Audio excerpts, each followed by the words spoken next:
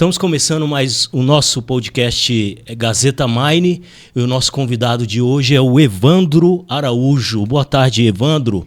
Boa tarde, Felipe. Quero agradecer aí pelo convite, agradecer ao Luiz que fez essa ponte. E vamos lá, vamos aí participar desse podcast Gazeta Mine.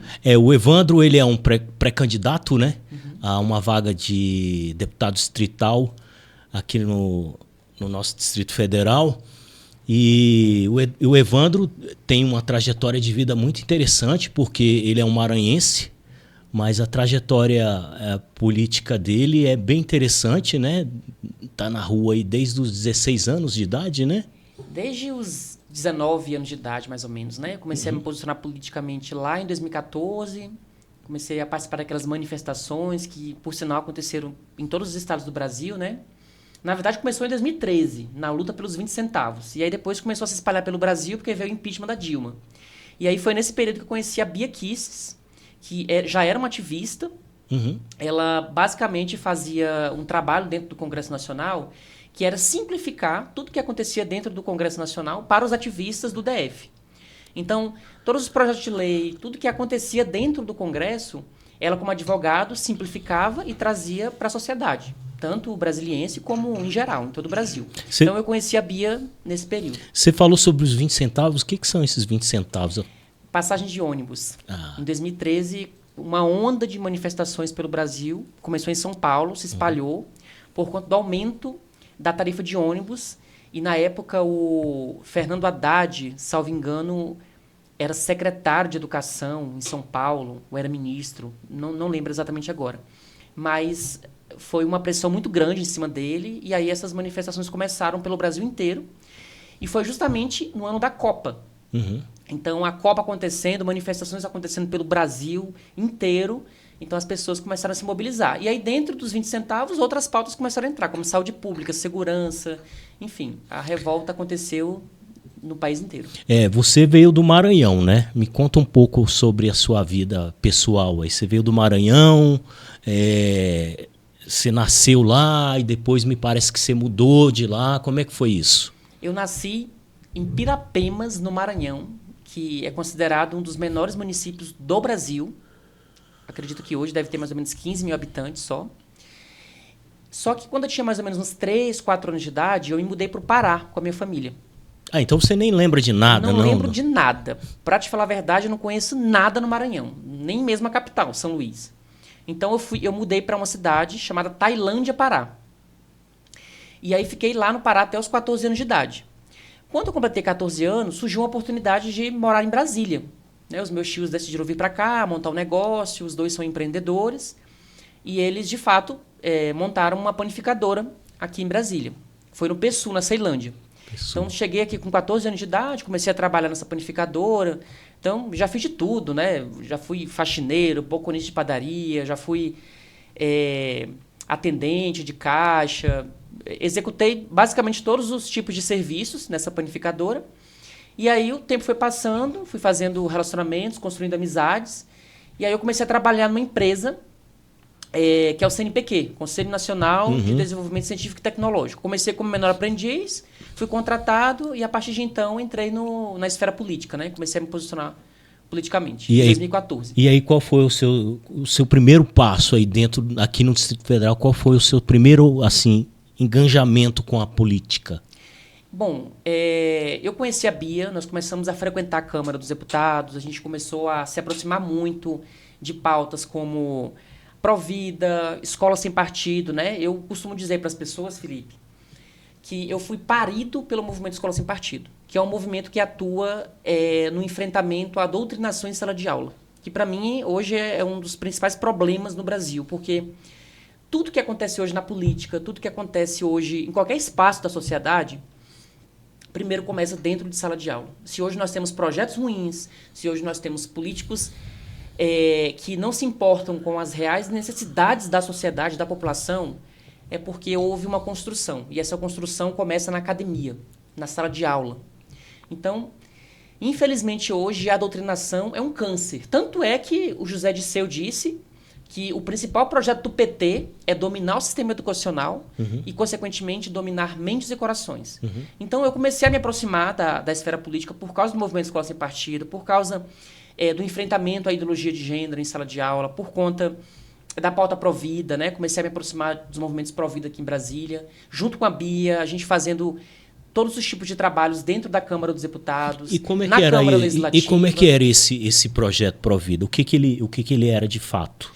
Não, quando eu falo projeto Provida, é tudo que tenha relação com a vida desde a concepção, contra o aborto. Então, por exemplo, a DPF 442, que visa, na prática, a legalização do aborto até a 12ª semana de gestação.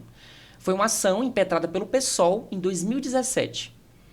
Está parada até hoje no Supremo, houve até algumas audiências públicas lá, né? Eu lembro que a Débora Diniz, que é uma grande ativista pró-aborto no Brasil, participou dessas audiências públicas, a ministra Rosa Weber presidiu essa audiência.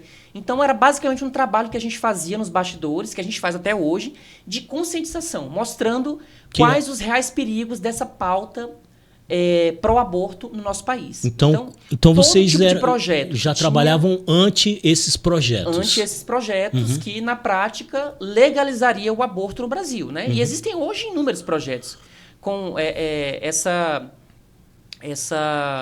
E aí a Bia Kicis, no caso, proposta. nessa época não era deputada federal Não ainda. era. Ela era Ela procuradora. foi procuradora do DF por 24 anos, se aposentou em 2016. Em 2014, ela já era ativista. E na época você já andava com ela? Já andava com ela. A gente participou do movimento pró-impeachment da Dilma aqui em Brasília. Nós lideramos manifestações, organizamos grupos de estudos. Foi nessa época que eu me tornei aluno do professor Olavo de Carvalho. Fiz muitos contatos com o pessoal da Brasil Paralelo. Então, a gente participava de muitos grupos de estudos. Então, foi nesse período que a gente se conheceu. Inclusive, organizando o acampamento em frente ao Congresso Nacional. Mas e aí você trabalhava com ela no gabinete dela? Não. Não, eu comecei a trabalhar quando ela foi eleita, né? Nessa Sim, época. mas enquanto nessa ela época de procuradora, ativismo, não. Não, nessa época do ativismo, eu trabalhava no CNPq. Sim. Então, assim, nos momentos de folga, horário de almoço, depois que eu saí do CNPq, eu era um ativista político. Então, eu frequentava a Câmara, participava das manifestações, articulava, fazia reuniões, participava de todos os tipos de eventos ligados à política partidária, né? Porque eu sempre me identifiquei como de direita, conservador, apoiador do presidente Jair Bolsonaro, que na época era deputado federal. Então, a gente frequentava muito o gabinete do Jair Bolsonaro, Eduardo Bolsonaro, da galera que fazia parte desse escopo conservador. Então, eu trabalhava no CNPq. Quando a Bia decidiu se candidatar, em 2018, eu já acreditava muito na vitória da Bia. Eu acreditava que ela realmente seria eleita, acreditava que realmente ela tinha propostas para o nosso país, que ela ia trabalhar muito, não só pelo DF, mas em todo o Brasil. Eu pedi demissão do meu trabalho em janeiro de 2018, ela foi eleita em outubro, e uma das primeiras pessoas que ela convidou para trabalhar com ela fui eu. Então, trabalhei de 2019 até 2026 ao lado da Bia. Então, foram 7 anos e 4 meses fazendo ali o trabalho legislativo, aprendendo na prática como que funciona políticas públicas, projetos de lei, participando de eventos, atendendo muitas demandas no gabinete, fazendo trabalho de base nas regiões administrativas aqui de Brasília, representando a deputada em vários eventos institucionais. Então, eu fiz de tudo no gabinete. Então, o assessor faz tudo. Então, nos 2 mandatos dela, você está com ela desde o primeiro mandato? Desde 2019, desde fevereiro de 2019, quando ela tomou posse. Certo. E aí... Saí agora, né, claro, por conta do processo eleitoral. Eu estou agora como pré-candidato a deputado distrital, apoiado pela Bia. A Bia é minha madrinha política, então ela investe muito em mim, acredita muito no meu potencial. Eu acho que o fato de nós caminharmos juntos há mais de 10 anos prova isso, deixa isso mais do que claro, cristalino, na verdade. E estou me preparando aí para realmente representar os conservadores, ser a voz de indignação das pessoas de bem na Câmara Legislativa. Tá, o Evandro, então você também é presidente do PL Jovem, né? Sim. Como é que está esse trabalho lá no PL Jovem? E aí, durante essa caminhada, eu acabei sendo escolhido pela Bia Kicis, que é presidente do PLDF, para ser o presidente do PL Jovem aqui no DF. E lá nós trabalhamos com diversos tipos de atividades, não só a atividade político-partidária, mas a gente acredita muito na formação, no trabalho de base, na produção intelectual. Nós fizemos um curso de formação política, Felipe, que durou quase 3 meses. Eu consegui trazer 2 professores muito bons da UNB, que é o professor Paulo Kramer e o professor Ricardo Caldas. Trouxe os 2 professores, eles aplicaram esse curso sobre guerra cultural, sobre liberdade de expressão, sobre a escola de Frankfurt, a forma como as pessoas devem se posicionar na sociedade. Uhum. Então, foi excelente esse curso. A gente certificou mais de 50 pessoas nesse curso. E a gente faz muitas outras atividades. A gente faz formação como exibição de documentários, a gente faz encontros de grupos de estudos. Então, a gente investe muito na formação intelectual. Porque eu acredito que a gente tem que investir na base para conquistar o poder. Não adianta a gente trabalhar só pensando na eleição presidencial. Né? Hoje, infelizmente, a esquerda construiu tentáculos em toda a sociedade porque eles têm uma visão de longo prazo. A esquerda foi construindo, galgando, pouco a pouco, conquistando as universidades, as escolas, todo o sistema educacional, conquistando ONGs, sindicatos, bairros, os pequenos espaços. E, a partir dos pequenos espaços, foram conquistando o poder. Então, o poder central, que é a presidência da República, é a cereja do bolo. Foi um ensinamento que o professor Olavo de Carvalho nos deixou. Então, a gente tem que investir na base para conquistar o poder. Falando em base, assim, como é que é a adesão do jovem hoje, como você é presidente lá do partido, né, do PL Jovem, como é que é a adesão da juventude hoje ao partido? Olha, tem sempre como melhorar, mas hoje eu vejo que a juventude está mais conscientizada. E isso tem muita ligação com a tecnologia. Então, hoje a informação está na palma da mão o tempo inteiro. Por esse fato, as pessoas tendem a se informar melhor. Hoje a gente tem uma forma de se comunicar muito divertida. Então, você pode passar uma mensagem séria, uma mensagem de qualidade de forma divertida. Isso prende a atenção do adolescente, do jovem, que muitas vezes acha até a política chata. Mas hoje existem muitos formatos de se fazer política. Né? Hoje em dia, aquela política tradicional, aquela política velha, aquela coisa atrasada, ela já caiu de moda.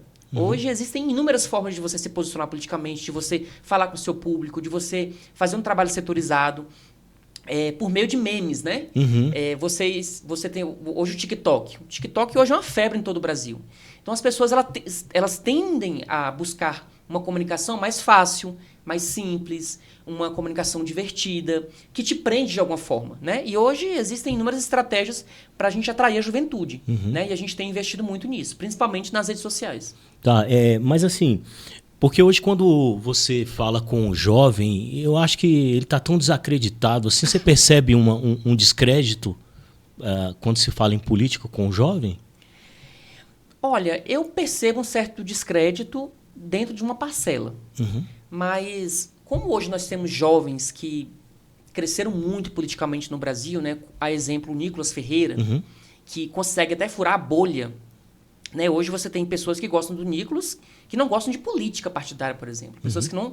Eu conheço, por exemplo, pessoas que gostam do Nicolas Ferreira. Que gostam da pessoa, mas não dele, gostam... Gostam da forma como ele se comunica, como ele atrai as pessoas para a política, mas não gostam necessariamente da política partidária. Então, se a gente fazer esse tipo de trabalho, é porque realmente a gente está no caminho certo. Se a gente começar a conquistar esse público que não gosta da política partidária. Entendeu? Eu acho que o Nicolas ele consegue fazer isso de forma muito lúdica, de forma muito simples. Ele tem uma forma de se comunicar realmente que é muito interessante. Assim. Ele conseguiu fazer um trabalho ao longo da caminhada dele que é realmente formidável. E como é que está o seu trabalho assim, nas redes sociais? Assim? Como é que você tem encarado esse trabalho, a vez que você é pré-candidato agora? Você tem investido muito nisso? Sim, tenho investido muito. Eu acho que é uma desde ferramenta agora que não dá para você ou se afastar. já tem um tempo? Não, já tem muitos anos. Eu né? sempre dei muita publicidade ao meu trabalho, sempre deixei muito claro meus posicionamentos nas redes sociais, sempre deixei claro que eu sou conservador, que eu sou de direita, eu não sou de ficar em cima do muro. Eu tenho posicionamento, eu tenho um lado, meu lado é a direita, é o conservadorismo, é Jair Bolsonaro. Eu não tenho essa de... eu vou, para conquistar esse público aqui, eu preciso me posicionar dessa forma. Não, eu acho que você tem que ter lado. Uma pessoa que não tem lado tá errado. Político tem que ter lado, meu amigo. Político tem que estar, não pode ficar em cima do muro, né? Não pode. Porque assim, se você busca agradar todo mundo, você não vai agradar ninguém. Entendeu? Jornalista não tem que ter lado, não. Agora, político tem que ter lado. Senão, uma hora ou outra, ele vai se ferrar no caminho. E aqui no Distrito Federal, como é que você tem visto a política local aqui? Essa guerra toda entre o PT, eu acho que Brasília hoje, a esquerda tá falida, né? Ou como é que você vê isso? Aqui em Brasília é um caso à parte, porque o Distrito Federal sempre foi muito conservador, muito de direita. Então, o Bolsonaro sempre ganhou aqui em Brasília. A deputada Bia, por exemplo, foi a parlamentar mais votada do Distrito Federal. Proporcionalmente, foi a mulher mais votada do Brasil. Se a gente for comparar com outros estados, né? Porque aqui é menor, por exemplo, que São Paulo. Se fosse em São Paulo, a votação dela equivaleria a 2 milhões de votos, por exemplo. Então, proporcionalmente, ela foi a mais votada do Brasil. Então, assim, aqui o DF, a gente costuma dizer que é terra fértil para quem é de direita. Então, a gente tem essa facilidade maior. Não estou falando que é um lugar completamente de direita, mas é mais a direita do que a esquerda. Então, aqui eu acho que a esquerda não tem muito espaço, não. Agora, eu acredito muito na renovação política. E aí eu não falo só da esquerda, eu falo do centrão também. Então, essa política atrasada, essa política sindicalista, setorizada, que o cara ele consegue se eleger e aí fica batendo só naquela tecla. Vou dar um exemplo aqui. Para você representar o policial militar, você precisa ser policial? Na minha opinião, não. Não. Eu acho que você precisa ter, primeiramente, um senso de humanidade, um senso de generosidade com o trabalho que os policiais fazem. Eu, por exemplo, uma das minhas principais bandeiras é a segurança pública. Eu converso com muitos policiais. Então, eu já consegui entender quais são as dificuldades que eles enfrentam. E eu quero trabalhar, sendo eleito em 4 de outubro, pela segurança pública, pelo fortalecimento da segurança pública, para que eles tenham legitimidade, segurança jurídica para trabalhar da melhor forma, para que eles tenham um amparo para trabalhar e executarem seu trabalho da melhor forma. E eu não sou policial, mas eu sinto a dor dos caras, entendeu? Eu sei que eles enfrentam dificuldades. Por exemplo, a questão da redução do interstício. Né? Hoje você tem policiais que entram na carreira sem perspectiva de crescimento, porque para subir, para galgar os andares, são 5, 6 anos. Né? A redução do interstício demora muito. Corpo de bombeiros já é todo ano você tem redução do interstício. Então, assim, é uma grande dificuldade que os policiais militares enfrentam. Outra dificuldade, a atualização do plano de carreira.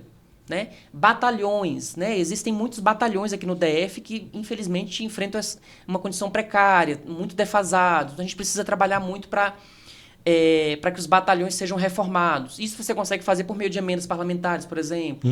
Então, eu acho que a gente precisa investir muito na estrutura de todas as polícias para que eles possam executar bem o seu trabalho. Certo. Não dá para deixar os caras abandonados à mercê de uma cultura da bandidolatria. Porque hoje, Felipe, infelizmente, os policiais, eles não, muitas vezes, sofrem porque não têm ferramentas para trabalhar, sofrem um julgamento da própria sociedade e são vítimas da cultura da bandidolatria, de um Estado que mais atrapalha do que ajuda.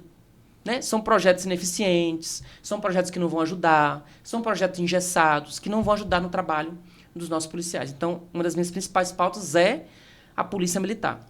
Então, hoje, a Câmara Legislativa ela tem, sim, muitos deputados distritais que investem muito ali no seu setor, sim, no seu espaço. E na sua categoria. Só na sua categoria. Então, acho que isso é um grande problema. Sim. Porque se você é um deputado distrital, como o próprio nome sugere, você está representando o Distrito Federal. Você não é vereador.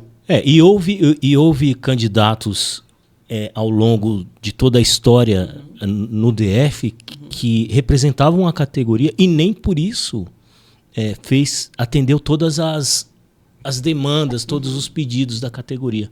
Então, eu acho que isso não tem esse valor. Né? O certo são 24, Brasília hoje são 24 né, parlamentares que eu acho que tem que trabalhar pro draft inteiro, não é para uma DF categoria. inteiro, claro, com certeza. Né? Mas e outra coisa, eu não acredito muito nesse negócio de curral eleitoral não, tá? Porque para ir em tal região administrativa eu tenho que ligar pro tal deputado, porque o tal deputado é da região administrativa. Que palhaçada é essa? Eu sou deputado distrital, eu não sou vereador. Aqui em Brasília nós temos um cenário diferente em relação aos outros estados, porque aqui nós carregamos, os deputados, eles distritais carregam como se fosse vereador e deputado estadual, né? Uhum. Então, são duas funções, porque nós não temos municípios, não temos vereadores, não temos prefeituras aqui. Nós temos os administradores. Mas o deputado, ele é distrital. Então, ele responde pelas dificuldades ou pelos anseios de todo o Distrito Federal. É um distrito só, né? Sabe? Eu acredito muito que o político ele tem que ter uma identidade. Né? Quando você fala de um político, você tem que lembrar de alguma área de atuação. Por exemplo, quando eu falo sobre política pró-vida, eu lembro da Cristonieto. Quando eu falo de combate ao movimento feminista, eu lembro da Ana Campanholo. Uhum. Quando eu falo sobre liberdade, processo eleitoral, luta pela transparência eleitoral, eu lembro da Bia Kicis. Então, eu acho que o político ele precisa ser reconhecido porque ele carrega uma bandeira, uma pauta específica. Uhum. Mas não necessariamente ele precisa ficar preso àquela bandeira. Né? E aquele Por grupo, exemplo, né? Eu tenho 3 pautas: segurança pública, educação e primeira infância. Eu quero ser reconhecido nesses setores. Eu quero trabalhar em prol desses setores. Mas isso não significa que outras pautas não vão se desenhar durante a minha caminhada política. E outra coisa, por exemplo, você tem essa bandeira, o que não impede de você chamar os outros... vamos supor que você seja eleito, né? E chamar os outros 23 para abraçar essa causa. Sim. Independente da bandeira dele, se ele é de esquerda, se ele é de direita. Porque, afinal de contas, uma bandeira dessa como primeira infância é de interesse de todos. De todos, né? sim. Você trabalharia como nesse negócio dessa primeira infância? Olha, o que eu tenho observado, Felipe, é que nos últimos anos tem crescido muito, muito, principalmente aqui no Distrito Federal, abuso sexual infantil. São casos, assim, muito tristes, muito tristes. Crianças que são abusadas, exploradas sexualmente, psicologicamente, emocionalmente. Isso gera um problema emocional, problema, né? Não só na terrível, criança, mas em toda a cara. família. É verdade. E famílias desconfiguradas, famílias dilaceradas, significa uma sociedade dilacerada também. Uhum. Porque a nossa sociedade é composta por famílias, por partículas. São as famílias que compõem a sociedade. Se você tem famílias doentes, você tem uma sociedade doente. E eu acho que a gente precisa investir muito em políticas públicas de atenção à primeira infância. Eu tenho conversado com muitos especialistas, por exemplo. Recentemente eu tive uma reunião com a ONG Family Talks, que é uma ONG que trabalha em políticas públicas voltadas à primeira infância. Vou me reunir com o Guilherme Shelby, que é um especialista em primeira infância também. Vou sentar com ele para entender quais são as principais demandas. Ele é do daqui? Distrito Federal, de Brasília. De Brasília. Inclusive, seria uma ótima oportunidade de vocês o convidarem para conversar sobre essa pauta específica. Vamos fazer, você e ele, vamos fazer um debate aqui, porque isso é muito importante para a sociedade. Seria né? muito bom. E aí, o que acontece? Nenhum político ou nenhuma pessoa que tenha pretensão política é uma pessoa que entende de todas as áreas. Então, ele precisa sentar com especialistas. Está rodeado de pessoas... Porque eu acredito nesse tipo de política. Eu acho que aquele político que está lá no gabinete, inventando demandas da cabeça dele, imaginando o que a sociedade está precisando, está errado. Eu acho que as demandas você tem que buscar lá, na ponta. Andando, conversando com as pessoas, sentando com especialistas. Se a sua área é educação, converse com professores, converse com alunos, converse com pais de alunos, com gestores de escolas, para entender quais são as principais demandas. Se é a primeira infância, converse com pessoas que são especialistas na área. Então, é assim que eu tenho construído as minhas pautas. Né? Eu dei o exemplo da segurança pública. Eu estou falando de algumas questões que foram levantadas, porque eu já ouvi dos policiais. Vamos voltar na segurança. Dos policiais. Vamos voltar na segurança pública? Brasília, o Distrito Federal hoje, os índices do DF hoje não são dos mais violentos, né? Como é que são? São os melhores do Brasil. São os melhores do Brasil. São os melhores do Brasil. Mas hoje você tem policiais que sofrem muito com problemas emocionais. Por quê? Os índices de criminalidade são muito baixos, mas você tem uma cultura que é a cultura da impunidade, que foi instalada não só no DF, mas em todo o Brasil. É você prender o cara que cometeu um crime hoje, ele ser solto amanhã. Aí é solto de novo. Mas isso Aí não é um prende, problema no é judiciário? solto. Demais. Imagina, você tem notícias aqui E como do se DF, resolve isso você dentro tem do projeto de parlamento lei, local? Dentro do Congresso Nacional, dentro da Câmara Legislativa, existem inúmeras formas de você trabalhar essas pautas. Eu acho que você tem que endurecer penas. Prender o bandido, acabou, meu amigo. Hoje, a gente tem notícias aqui no DF de bandidos que foram presos pelo mesmo crime 6 vezes, Felipe. 12 vezes. Teve um caso lá na Asa Norte que o cara cometeu ilícitos em várias residências da Asa Norte. O cara foi preso 12 vezes. Eu vou repetir aqui. Ele foi preso 12 vezes e foi solto. Acontece Mas sabe o que é demais. crime no Brasil? É você pichar uma estátua, é você escrever perder o mané. Aí é 14 anos de prisão.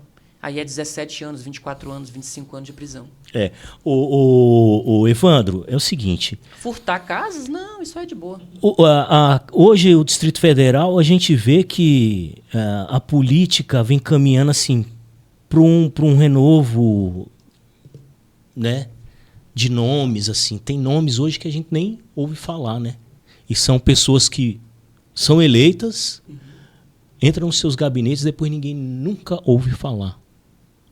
Né? Nunca mais ouve falar. Depois, quando está chegando perto das eleições, eles começam a ir para as ruas, pedir voto. Eu acho que isso não é muito, assim, não é de interesse da população.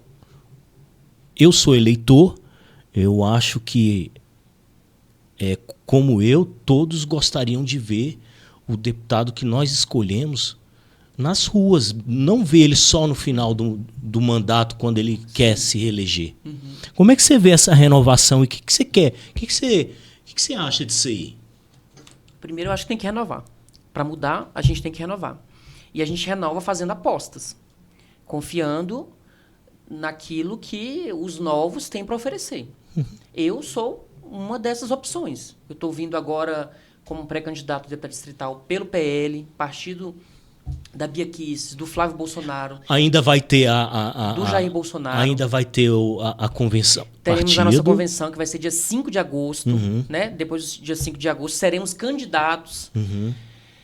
Mas eu acredito que, para renovar, você precisa, primeiro, saber de onde essa pessoa veio. Ok, você é pré-candidato hoje, mas onde começou a sua história? Onde você estava há 2 anos, há 3 anos, há 5 anos? Onde você estava há 10 anos? Quem era você? Quais as pautas que você defende?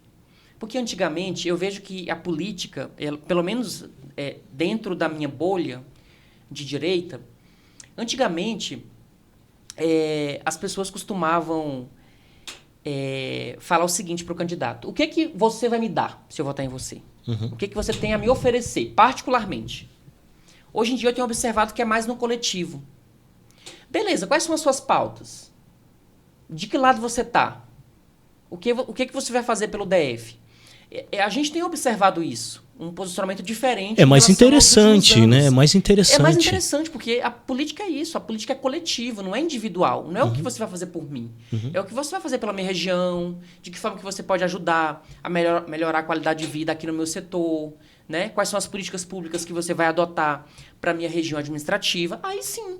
Porque você está pensando no coletivo, no seu bairro, na sua comunidade, na sua região. E não é um projeto individualista, sabe? Então, de fato, eu acredito muito na renovação. Mas para a renovação acontecer, é importante que as pessoas primeiro tomem consciência política, que essa renovação precisa acontecer, e acompanhar o trabalho dessas pessoas e avaliar o histórico dessa pessoa que ela está votando. Porque voto é algo muito sério.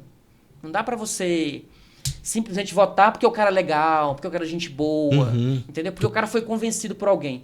Felipe, Evandro, acredito muito que a política... Primeiro, eu entendo que é vocação. É chamado, é missão de vida. Eu entendo que a política... Na minha vida, a política é missão de vida, é chamado.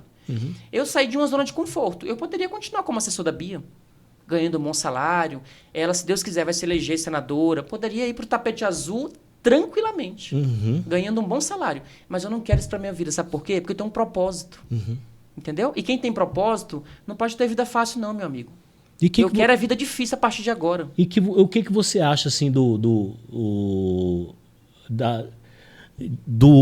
deputado parlamentar que só fica socado no gabinete lá ou no gabinete, quando não está no gabinete, está no plenário.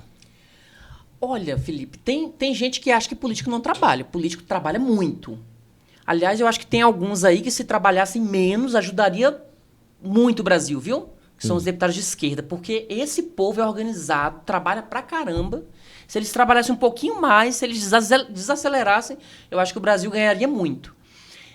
Você tem, claro, uma minoria de políticos que realmente querem transformar o mandato em cabide de emprego, querem transformar o mandato como se fosse a única oportunidade da vida que eles têm. De enriquecer, de construir patrimônio, de realmente construir uma caminhada milionária. Mas existem os políticos que trabalham pra caramba, sabe? Uhum. E o papel principal do político é realmente ter contato com a população, com a sociedade, entender quais são as demandas, trabalhar em cima dessas demandas e fiscalizar o Poder Executivo para saber se tudo que é feito pelo Poder Executivo está funcionando bem. Se todos os serviços oferecidos pelo Poder Executivo estão em plena funcionalidade. Eu acho que esse é o papel do político. O que você mais fiscalizaria numa eventual vitória nas urnas? Eu tenho uma visão muito futurista. O meu slogan é Fé, Família e Futuro. Eu quero presidir a Comissão de Direitos Humanos da Câmara Legislativa, porque é uma comissão muito poderosa, é uma comissão que tem poder de fiscalização na saúde, na segurança pública, primeira infância, creches, escolas. Então, todos esses setores precisam ser fiscalizados. Principalmente a saúde pública, que infelizmente é um mal que já está assolado no DF há muitos anos. Eu cheguei em Brasília, Felipe, com 14 anos de idade. 14 anos de idade. A saúde pública já era um caos no DF. Sim. Então, é um problema realmente muito difícil de ser solucionado, mas eu acho que cada deputado pode fiscalizar. Pode fiscalizar a UPA, pode fiscalizar os hospitais, para saber de que forma que pode ajudar, sabe? Então, dentro da Comissão de Direitos Humanos, que é uma comissão, como eu falei, muito poderosa, eu quero fiscalizar o máximo de setores possíveis. Aliás, esse problema da saúde não é do DF, né? É no Brasil inteiro. É no Brasil inteiro. Você não acha que esse problema da saúde é corporativo, de empresas que estão por trás desse... Eu acho que dinheiro não falta. Não falta. Né? A Janja viaja o tempo todo. São viagens milionárias, por sinal. Uhum. Ixi, eu acabei de esquecer que não pode criticar a Janja pelas viagens que ela faz, porque é misoginia, cara. Ah, sim. Ela falou recentemente que as pessoas que criticam ela por fazer viagens milionárias está sendo misógino. Então, eu acabei de lembrar que eu não posso fazer isso. Mas a primeira-dama do Brasil, sem citar nomes, faz muitas viagens milionárias. O presidente Lula estoura cartão corporativo. Então, dinheiro não falta. Os ministros fazem viagens milionárias. Nós temos 40 ministérios no Brasil, mano. Você acha que precisa realmente de 40 ministérios? Uma máquina inchada, uma máquina pesada, uma estrutura gigantesca que não serve para nada.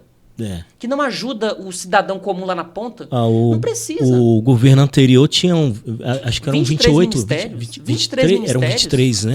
Foi o governo mais enxuto de todos os governos que já passaram pelo Brasil. O governo Bolsonaro era um governo técnico, um governo que realmente estava preocupado com o cidadão comum. Agora você tem um governo que só quer saber de gastar impostos. O governo Lula já aumentou pelo menos 27 impostos no Brasil em 4 anos de mandato. Não investe em infraestrutura, o desemprego está crescendo, a inflação. O nosso país está indo para um rombo fiscal gigantesco, trilionário, inclusive. O ministro da Fazenda, que agora é pré-candidato a governador em São Paulo, destruiu a nossa economia. E no DF aqui, o Evandro, esses problemas aí que a governadora está enfrentando aí do Banco Master, a desistência do Ibanez, como é que você está vendo tudo isso aí? Bom, a governadora Celina, acho que foi ontem, ela deu uma entrevista falando que a desistência do Ibanez foi de foro íntimo, né? Então a gente não tem muitas explicações sobre isso. Agora, o escândalo do Banco Master tem mais a ver com o governador Ibanez do que com a Celina. É claro que ela teve que administrar muitos problemas, teve que se explicar. Acaba respingando nela, acaba né? respingando. Então, para as pessoas que não têm acesso realmente a todas as informações na íntegra, Para todo mundo, está claro que ela tem alguma ligação, né? O governo tem uma certa ligação com os escândalos. Então, é realmente muito complicado você ter que administrar essas situações. E agora ela é a pré-candidata ao governo do Distrito Federal. Tem o apoio do PLDF. O PL, então, vai subir no palanque com ela. O PLDF está fechado com a Celina Leão. Junto Bia Kicis. Sim, Bia Kicis, senadora, Michele Bolsonaro, pré-candidato ao Senado. O PL está fechado com a Celina. Tá. Você quer falar alguma coisa sobre essa confusão aí da Michele com a ala gigante do PL? Bom, o que eu posso dizer sobre essas brigas familiares é o seguinte: não existe família perfeita, em toda família tem briga, tem discussão, mas eu acho que se for resolvido de forma particular, nos bastidores, é melhor para o Brasil. Porque hoje a gente está enfrentando perseguição política, censura, muitas famílias dos presos do 8 de janeiro sofrendo, angustiadas. Então a gente está num cenário catastrófico, muito triste. Então eu acho que são nesses problemas que a gente tem que focar. São nesses processos que são tão dolorosos que a gente tem que se preocupar e trabalhar para amenizar o máximo possível. São muitas injustiças, sabe? O nosso país hoje enfrenta uma perseguição política terrível. E isso só vai ser resolvido com um Senado forte.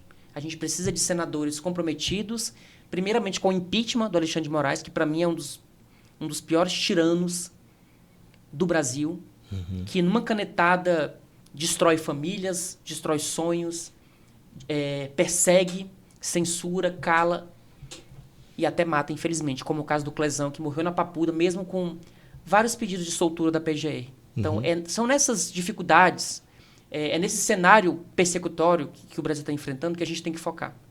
Certo. E eu espero que a Michele e o Flávio se resolvam, que eles sentem, que eles conversem, porque o Brasil tem muito a ganhar com isso. O Evandro, eu estou vendo aqui que você também é escritor, né?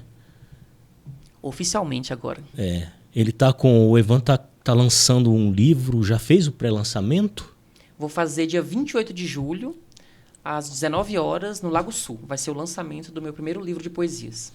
Então qual é o nome dele? O Disfarce de Tudo Isso. Tá, olha aqui, tá aqui um livro de poesias do Evandro. Como é que começou esse negócio das poesias? Como é que começaram? Rapaz, eu comecei a escrever poesias, eu tinha uns 15, 16 anos. Eu sempre tive muita facilidade em rimar, brincar com as palavras, fazer versos. O teatro me ajudou muito, né? Eu fiz teatro quando eu era adolescente. Fiz um curso básico de teatro no ensino fundamental. E aí eu lembro que nesse curso de teatro, a gente ensaiou a peça Branca de Neve e os Sete Anões. Isso foi no Pará? Eu fui Dunga. Isso foi no Pará ou já foi no DF? Foi no Pará. Foi no Pará. Isso. E aí eu fui o Dunga dos Sete Anões. E aí o teatro me ajudou muito a perder um pouco da timidez. Pode não parecer, mas eu sou um pouco tímido. Sim. Todo mundo é tímido em alguma área da sua vida, né? Eu sou tímido, embora não pareça. Eu sou tímido para algumas coisas na vida, mas, por exemplo, para falar em público, para participar de entrevista, de podcast, eu sou solto. Sim. Vou deixando a coisa acontecer naturalmente. Mas para algumas coisas eu sou tímido. E o teatro me ajudou muito a perder um pouco da timidez, sabe? A forma como eu me expresso hoje, o contato com a poesia, tudo isso foi graças ao teatro. E aí são quantos... São todos os poemas, são poesias, na verdade, todas né? as poesias são de minha autoria. Eu tive a satisfação de convidar o jornalista Luiz Ernesto Lacombe para escrever o prefácio. Ele aceitou o convite. Tá. E são temas variados, né? São 56 poesias, temas variados. E então, esse vai ser quando mesmo? Você falou dia 28 de julho, às 19 horas, no Lago Sul. Certo. São quantas poesias? São 56 poesias. É isso aí. Prefácio. Meu primeiro filho nasceu. É isso aí. Você pretende fazer mais isso? Eu já estou fazendo o segundo. Já tá no forno. Já vou adiantar aqui o tema, inclusive. O título do meu segundo livro é Capital Beleza. É um livro de bolso com 27 poesias, onde eu vou abordar as belezas de todas as capitais do Brasil. E esse aqui?